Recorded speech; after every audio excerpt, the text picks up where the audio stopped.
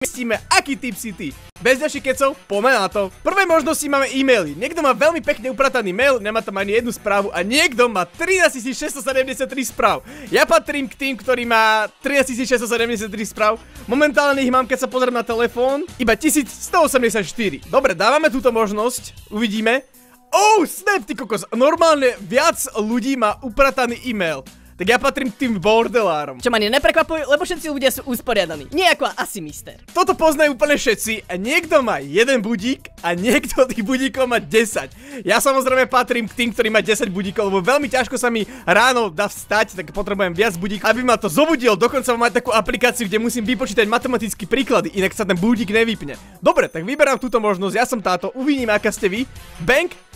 Áno, mám správne, 56% ľudí, 500, skoro 6 000 ľudí dalo, že potrebuje viac budíkov, aby sa zobudili. Dobre, som rád, že nie som v tom sám. Ďalšia vec ma totálne vie naštvať. Pozrite sa, máme tu toaletný papier, ktorý je dobre otočený. A potom tu máme toaletný papier, ktorý je opačne otočený. Fakt, toto ma vie totálne naštvať, napríklad keď my máme tuto v kanceláriách tento toaletný papier otočený naopak, ja ho vždy otočím na správnu stranu. Dobre, ja som za túto možnosť, uvidíme. Podľa mňa to bude viac ľudí mať. Áno, 77%, ty kokos, toto úplne najviac prebilo. Iba 23% ľudí otača tento papier takto opačne, takže tuto v kanceláriách patria ľudia k tým 23%. Ani sa nečudujem, lebo všetci sú tu divní. Buď si žemličku rozkroješ na poli a natres si ju nejakým masielkom alebo nejakou nutelou, alebo natres si iba jednu vrstvu a pasneš to tam. Poviem pravdu, ja som aj, takže ja som teraz takto 50-50. Keď mám čas, tak si to rozkrojem na poli a mám toho dvojnásobne viac. A keď nemám čas, tak si to urobím takýto sandwich a idem na vec a idem do roboty. Dobre, vyberiem si asi, dajme toto robím viac. 76%, bangerege, dámy a páni, ako sa nám darí. Jaké hodnotenie máte vy? Nezabudnite mi to napísať samozrejme do komentárov. Tak toto bude najväčší súboj, dámy a páni, Pepsi versus Coca-Cola. Toto je nesmrteľný súboj, vedú sa o tom debaty, píše sa o tom básne a tak ďalej. Ja som za Pepsi, lebo mi viac chutí, lebo je sladšia, ale určite viac ľudí bude za Coca-Colu, to je úplne jasné. Napríklad, Coca-Cola je Európa a Pepsi Amerika. Dobre, vybereme, ja dávam Pepsi, to bolo úplne jasné, to bolo úplne najviac jasné, lebo Coca-Cola je klasika, Pepsi ani tak nemajú v reštauráciách, ale ja som za Pepsi, lebo podľa mňa má lepšiu chuť, je sladšia a viac mi chutí. Ako máte usporiadané pesničky? Buď ich máte úplne randomne, alebo ich máte podľa názvu albumu, artistov usporiadaných. Ja som bordelár, to si už všimli, to som už aj hovoril, takže ja to mám úplne na freestyle a je to lepšie, lebo mám chuť nakedy na nejakú inú songu. Dobre, takže dávam túto vec a samozrejme viac, menej ľudí. Kokos, normálne ľudia to majú organizované, fakt? Ale tak môžu dať samozrejme shuffle play, ale ja som samozrejme na freestyle. Jak si pridám songu, tak ju tam mám. Zješ celý tanier, alebo tam necháš okraje. Toto je pre mňa úplne ľahké, keďže ja nemám rád okraje, nechutia mi, keďže sú také suché, takže ich tam vždy takto nechávam. Ja si pamätám, ja som bol raz v Taliansku, dal som si tam taliansku pizzu, zjedol som celú pizzu a proste typkovi som z okrajov urobil takéto kolečko. Pane, vy ste totálne šibnutí. Ale samozrejme mne chutia okraje, keďže napríklad v nich sír alebo sú dobre urobené, ale väčšinou je to toto. A samozrejme 32% ľudí, takže som iný. I'm špeciál. Mama mi vždy hovorila, že som špeciálny, že? A stal som sa youtuberom. Fajnová žltá kukurička s masielkom, alebo si to rozdelíte a dáte si to takto do misky. Samozrejme, kukurica s maslom a so solou musí win. Easy peasy, toto podľa mňa robí každý, to je najlepšie si chytiť kukuričku, urobiť ju, zjesť ju a byť šťastný. Toto podľa mňa je dosť ľahké, buď píšete takýchto smajlíkov, alebo takýchto. Ja sa prikláňam za klasickú metódu, bank 95%, takže sme vo väčšine a podľa mňa aj vy píšete takto smajlíkov ako všetci. Zubná pasta je taká zradná, lebo buď si ju môžete usporiadať takto veľmi pekne, alebo ju môžete mať ako ja, ako asi mister, takúto rozgajdanú, rozbitú a iba z poslednej vrstvy to vytlačate. Takže ja som za túto možnosť. A je to samozrejme viac, síce iba o 10%, ale 55 je celkom dosť, polovica ľudí, čo hralo tento kvíz, 600 000 ľudí, čože veľa. Buď píšeš normálne jak človek, alebo buď píšeš ako nejaký degeš, samozrejme jak človek, ktorý má 95% a 5% píšu takto ľudia. Kokos, ale toto je normálne, že ťažké, kto tak môže písať? To je fakt, že veľmi zle. Ďalší kvíz je veľmi ťažký, buď si Nutella natieraš na chlebík, alebo si zoberieš lyžicu a vyžeráš ju odtiaľ úplne najviac, jak sa dá. Samozrejme, ja sa prikláňam k tej lyžici, lebo to mám najradšej kúpiť si Nutellu, pasunie lyžicu a mňam. Potom tak asi mister aj vyzerá.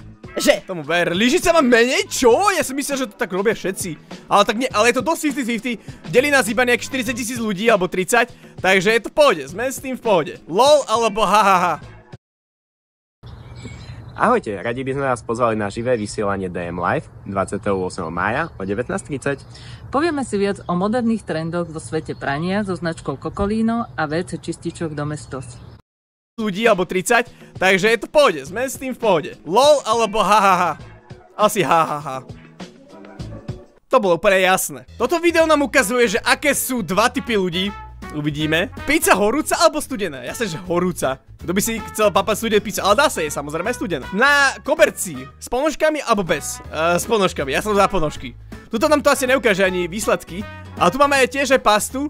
Samozrejme tá práva cesta buď. Ale ne, tá ľava, ja si to takto vytlačam. Škoda nám to neukazuje výsledky. No samozrejme, že sluchatka. Sluchatka sú cesta. A headset mám pri počítači. Takto. Popcorn. Sladký alebo slaný? Jasne, že slaný. Kto má rád sladký popcorn? Akože je dobrý, ale radšej slaný v kine. Breakfast. Eggs alebo scrambled eggs? To je jedno. Aj mi chutí. Víno. Jedna flaška. Romantic forever alone. Asi forever alone. Melon alebo dyňa. Asi dyňa. Melon som už prejedený. Ako si v zime oblečený. Počkaj, kto si dá takúto jemnú bundičku a šiltovku? Daj sa, že naľavo. To je jasné. Telefón 95%? Charging? No samozrejme, keď mám 5%, tak nabíjam telefón. Coffee. So šlahačkou a s nejakým zákuskom? Alebo samotné? Jasne, že s nejakým zákuskom. Minerálka. Minerálka. S bublinkami alebo bez? S bublinkami. Telefón. Tuto to pauzem, toto ma vie najviac vytočiť. Prečo ľudia nemôžu napísať takto inteligentne, že do jednej bublinky a musia a mňa to potom pípa, keď to tak rozpisujú, keď dávajú, keď to posielajú furt. Mňa to vždy pípa a mňa to najviac vie vyštvať, ty kokos, normálne. Nerobte to, posielajte normálne takto správu, ako je napravo. Tomu, komu to pošlete, bude oveľa lepšie. Aby som ešte nezabudol, stále ma môžete podporiť tým, že si zaobstaráte môj merch, tuto napríklad nová mikina v žltej farbe, ale sú tam aj iné, sú tam aj batložky, trička a rôzne iné itemy. Linky do popisku, určite čeknite. Ďalej. Buď klasický spapaš keksík, alebo si ho otvoríš a vylížeš to vnútro, čo tam je. Samozrejme vylízať. 56%, hell yeah! Toto je najväčšia otázka všetkých dob, ľudia. Buď si dáte kečup vedľa hranoliek a mákate si ich tam, že čop, alebo si kečup vytlačíte na hranolky. Ja sa prikladám, že si ich tam máčem. Uvidíme, toto bude veľmi ťažké, poď! Yes! Bang! Ja stále nemôžem pochopiť ľudí, že si to tam dajú a potom majú toho menej kečupu. Radšej si dať veľa kečupu, pomaličky si ju tam máčať a dobre si vychutnať tú hranolku. Koláčik s orieškami alebo koláčik bez orieškov? No samozrejme niektorí z vás môžu mať aj alergiu, niektorí ľudia, tak nemôžu si dať oriešky, ale ja mám rád oriešky, takže ja si dávam vždy oriešky. A 25%. Brownie si dávajú takto. No nevadí. Spapať celé jablko alebo pokrajané jablko? Podľa mňa, keď vám mamička nakrája jablko, vám ho pekne ošupe, to vždy chutí lepšie, alebo tá mamička dáva svoju lásku a tak ďalej, než si chytiť jablko a do neho iba tak kúsnuť. Takže dávam pokrajané jablíčko. Nice, vyhrali sme. Koláčik alebo cupcake? Ja som podľa mňa skôr za koláčik, takže pasujeme koláčik, uvidíme, čo to bude.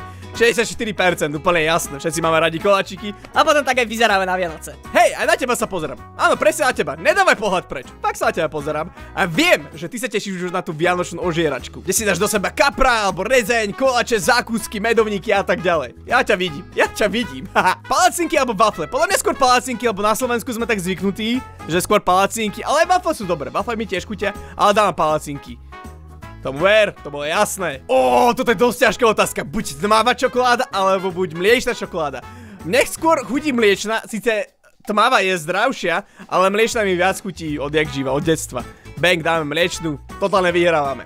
55% komunity so mňou súhlasí s mojimi názormi, hell yeah, sa teším z toho. Ako papaš banán? Buď si ho dáš a normálne ho zješ, tam máš šupku, alebo ho celý ošupeš a potom ho zješ.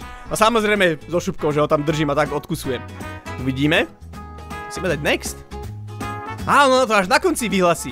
Dobre, máme tu ďalej, máme tu buď headset, alebo buď sluchatka. Ja mám radšej sluchatka, keď idem von po vonku, ale keď som za počítačom, mám radšej headset. Ale dáme tomu, že ona je vonku, takže dávame sluchatka. Ako vyzerá vaša pracovná plocha? No úplne je rozbitá, presne ako túto u typka. Ďalšia otázka je dosť taká filozofická. Buď máš cereálie a zaleješ ich mliekom, alebo máš mlieko a zasypeš ich cereáliami. Ja viem, že Matúš si najprv dám mlieko a potom dá cereálie, ale ja to robím naopak, najprv si dám cereálie a potom až mlieko. What the hell? buď máš pomocné koliečka na bicykli, alebo jazdíš normálne. No keď som malý, som mal jazdiť, že pomocné, alebo mal som iba raz, potom som si ich dal dole, lebo mi to nesedelo. A ma detko tak učil, že ma dával z kopca dole a ja som išiel rovno, takže som veľakrát aj padol, mám aj zranenia doteraz, nevadí, som sa naučil na bicykli jazdiť, ale už nemám pomocné koliečka. Dobre. Wow, tento kvíz mi ukázal, že sme vo väčšine. Nečakáme. To by bolo všetko. Ak sa ti toto video páčilo, tak určite zbudete veľký like, aby sme si